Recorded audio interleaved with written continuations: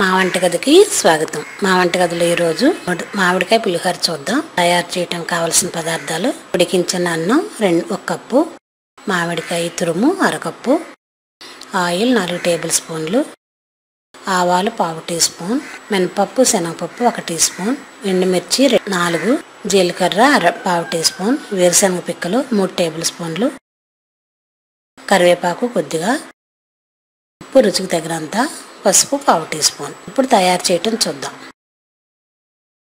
Stove పై pan పెట్టి oil వేడి చేసుకోవాలి. దీనిలో పోపు దినుసులు మొత్తం వేసి ఎండుమిర్చితో సహా వేయించాలి.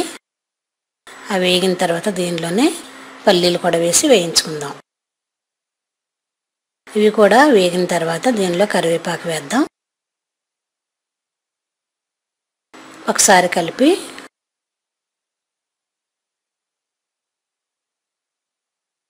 దీనిలో పచ్చిమిర్చి పేస్ట్ కూడా వేసి ఒకసారి కలుపుదాం.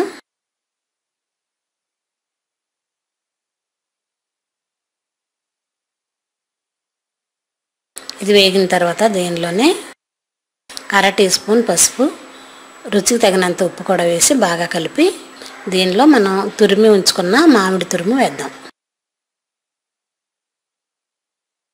ఇది కూడా నూనెలో వేగాలి. బాగా వేగిన తర్వాత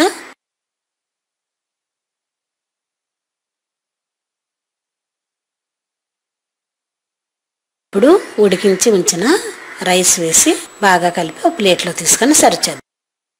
ఎంతో రుచిగాను సింపుల్గా అయిపోయి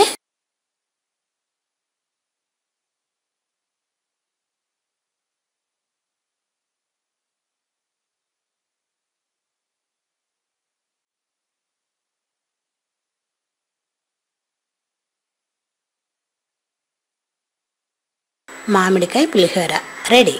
మరిన్ని వంటల కోసం మా వంటగదిని సబ్స్క్రైబ్ కాగలరు. ధన్యవాదములు.